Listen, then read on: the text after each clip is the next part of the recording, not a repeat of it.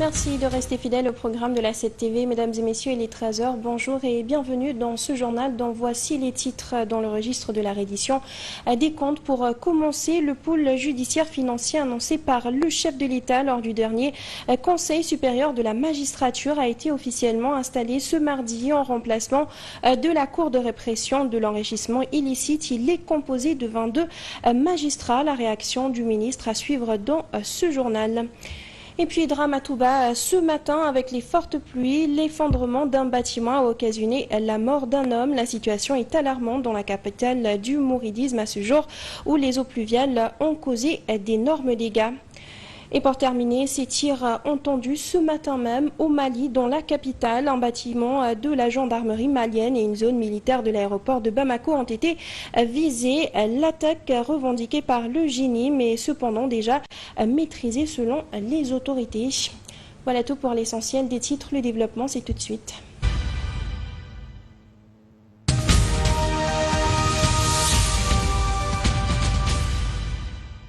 En justice banque pour commencer cet après-midi, comme annoncé par les nouvelles autorités lors du Conseil supérieur de la magistrature, le Sénégal a franchi une étape dans sa lutte contre la corruption et les crimes économiques ce mardi avec la mise en œuvre effective du pôle judiciaire financier, une structure dont la création remonte à la présidence de Macky Sall, mais qui était restée jusqu'ici inopérante. Le ministre de la Justice, garde des Sceaux lui-même, a procédé ce matin à l'installation au palais de justice de Dakar. Le pôle est composé de 22 magistrats et d'autres personnels. Provisoirement, le pôle sera installé au tribunal de Pikine-Guédiawaye.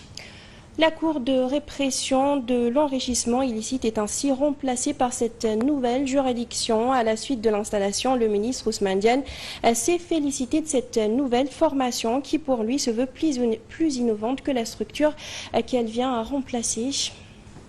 Cette nouvelle juridiction spécialisée vient s'ajouter aux structures existantes telles que la Cour des comptes, l'Inspection générale d'État, l'Office national de lutte contre la fraude et la corruption OFNAC et la cellule nationale de traitement des informations financières CENTIF pour davantage lutter contre les actes de prévarication et asseoir une gouvernance éthique et exemplaire. La loi sur le pôle judiciaire financier s'inscrit dans la même dynamique en ce qu'elle hérite des dispositions pertinentes de la loi relative à la CREI, prend en compte les critiques formulées contre celle-ci et intègre les engagements internationaux de notre pays en matière de lutte contre les pires formes de criminalité transnationale organisée. Par ailleurs, le pôle judiciaire financier allie les besoins d'efficacité dans la répression et l'efficience dans la gestion des ressources humaines. Il ne se limite pas seulement à remplacer la CREI, mais se veut plus innovante et conforme aux exigences du moment.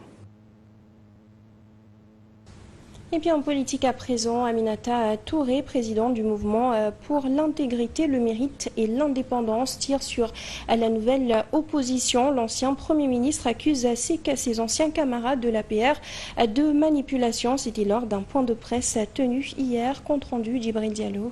La volonté de l'ancienne Première ministre de s'ériger en bouclier du régime en place l'a poussé à envoyer une volée de bois vert contre ses anciens camarades de l'APR devenus aujourd'hui des opposants. L'objet de ce point de presse, c'est d'éclairer l'opinion sur les différents actes posés par notre régime pour faire barrage, évidemment, aux tentatives de manipulation de l'opinion, ce qui est le jeu favori de l'opposition et de Macky Sall qui pense pouvoir tirer les ficelles depuis là où il se trouve. Le divorce mal consommé entre Aminata Touré, membre de la coalition Diomaye Président, et ses anciens compagnons de l'APR se transforme en pugilat, nommé récemment haut représentant du président de la République Bassirou Diomaye Faye. La présidente du mouvement pour l'intégrité, le mérite et l'indépendance a décidé de faire feu de tout bois contre ses anciens alliés. Elle les a d'ailleurs prévenus sur la traque des biens mal acquis annoncés. Que personne ne vienne nous parler de chasse aux sorcières. Non, il s'agit de chasse pour que ceux qui ont volé l'argent public le rendent aux Sénégalais. Ça, il faut aussi qu'on soit clair. Aminata Touré n'a pas non plus ménagé Amadou Ba, à qui elle accuse d'être responsable de beaucoup de choses quand il était ministre des Finances. Nena, par thème, comme un mouvement, nouvelle responsabilité le tout, n'est-ce pas? Ancienne responsabilité, il sait que je sais. Kon loolu lu ñu ci développé danañu ci yegg si ndax il est quand même responsable de beaucoup de choses quand il était ministre des Finances xam na loolu.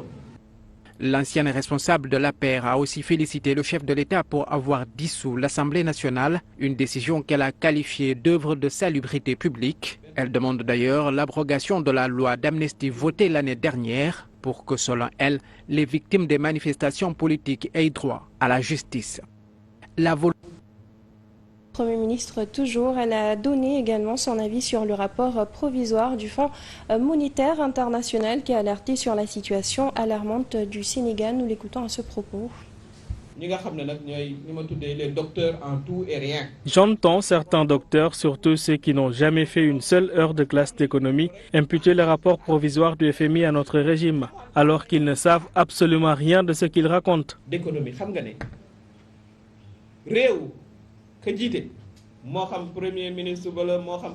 nous sommes en deuxième année économique et tout le monde le sait.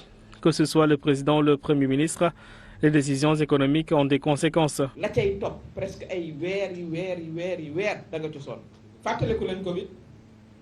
Rappelez-vous du Covid-19, les conséquences économiques sont toujours là, 3 ans après. D'ailleurs, tout le monde sait que ce gouvernement n'a rien à voir avec le dit rapport. Ils n'ont même pas mis 6 mois au pouvoir. Je voulais juste préciser que les paroles du FMI ne sont pas de l'eau de Zamzam qu'il nous faut boire. Le FMI est simplement un partenaire comme les autres. C'est le gouvernement qui prend les décisions économiques. Très rapidement, en santé, le Centre national de transfusion sanguine informe ce mardi d'une situation alarmante. D'après la structure, les réserves de sang sont faibles et la situation est grave. Ainsi, elle a lancé un appel d'alarme sur les réseaux sociaux pour des dons de sang. Et puis nous l'annoncions dans les titres, drame à Touba avec les fortes pluies. Un homme est décédé suite aux fortes précipitations. Il a perdu la vie dans l'effondrement d'un bâtiment à Keurnian. Le corps sans vie a été extrait des décombres puis déposé à la morgue par les sapeurs-pompiers. La situation est alarmante aujourd'hui dans la capitale du mouridisme où la pluie continue de tomber alors que plusieurs maisons et artères sont envahies par les eaux. Les familles sont obligées de cohabiter avec les eaux pluviales. Ces inondations ont occasionné d'énormes dégâts dans la cité religieuse. On reste dans les villes religieuses, notamment après le Gamou à Tivaouane et Thiénaba, 24 heures après la célébration de l'événement. La police nationale a livré le bilan de sa couverture sécuritaire à Tivaouane et Kaolack sous la supervision de la direction de la sécurité publique. Au total, elle a interpellé 202 individus, dont 107 présentés au procureur.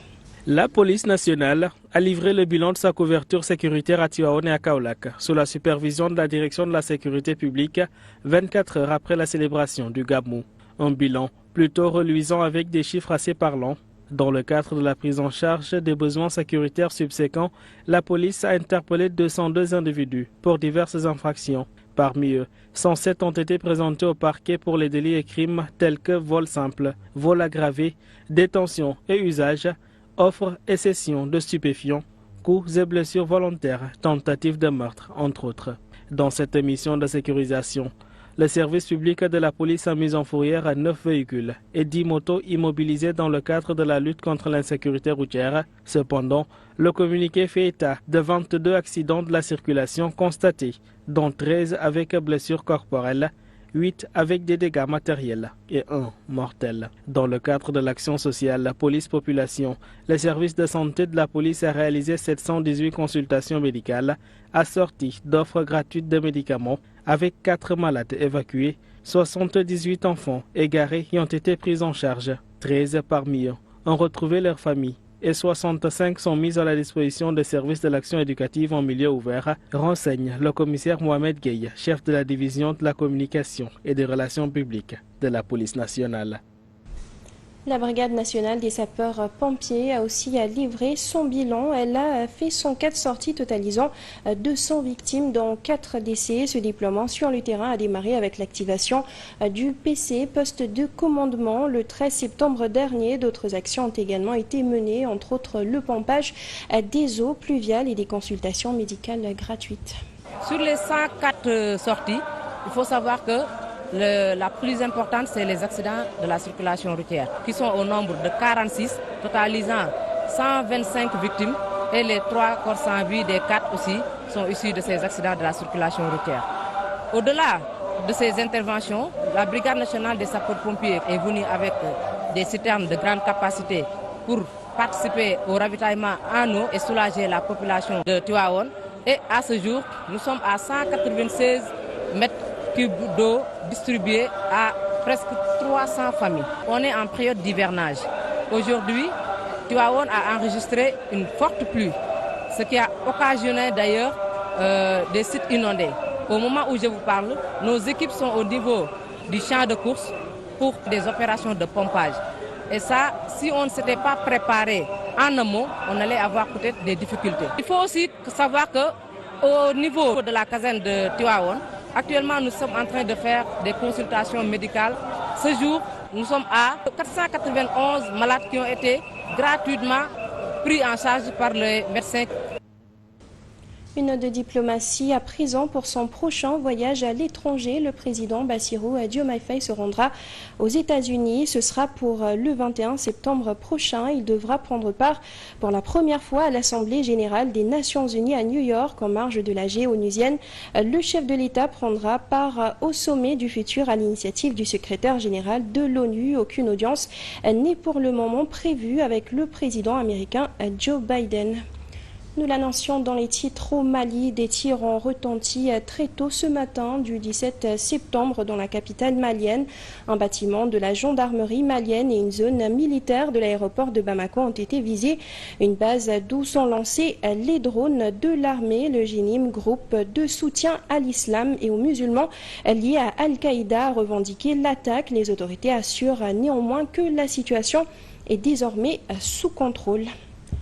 Et puis on passe à présent au sport beach soccer. Pour commencer, l'équipe nationale du Sénégal qui va défendre son titre lors de la prochaine Coupe d'Afrique des Nations va connaître ses adversaires ce jeudi. La Confédération africaine de football a fait l'annonce ce lundi. Les 8 équipes qualifiées seront réparties en 2 groupes de 4 équipes. Les finalistes de cette édition seront qualifiés pour la Coupe du monde de beach soccer de la FIFA 2025 qui aura lieu aux Seychelles. Notons que les Sénégal est le champion en titre et a remporté cette compétition 7 fois dans les 4 dernières éditions.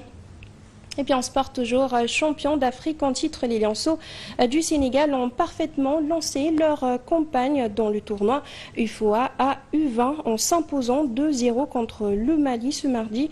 Lors du match d'ouverture du groupe B, les hommes de Serine Saludia ont su imposer leur rythme et se montrer entreprenants dès les premières minutes. Ils ont été récompensés à la 27e minute lorsqu'un coup de pied arrêté a permis à Serine Faludiouf d'ouvrir le score d'une tête imparable suite à un service précis d'Ibrahima Diallo. Le Sénégal, décidément verni dans ce match, profitera d'un nouveau coup de pied arrêté pour doubler la mise à la 53e minute grâce à Abdourahmane Dia, fraîchement entré en jeu 2-0, score final. On termine avec du sport à l'international pour terminer. Ligue des Champions, nouvelle saison, nouveau format pour la Ligue des Champions justement. La compétition qui commence ce mardi soir fait peau neuve avec un nouveau format. C'est plus de clubs engagés, plus de matchs au programme. Juventus de Turin, PSV, Eindhoven et Young Boys contre Aston Villa dès 16h45. À 19h, ce sera le choc Milan AC, Liverpool à San Siro. Le Bayern Munich accueille le Dynamo à Zagreb. Le Real Madrid débute à la maison face à Stuttgart. Lille par contre sera au Portugal et Stade José Alvalade pour défier la redoutable équipe du Sporting Portugal. C'est cette note de sport qui met un terme à ce journal. Merci à vous de l'avoir suivi. Comme toujours, à 14h, vous avez le Wolof. Merci, bonne suite au programme sur la 7 TV.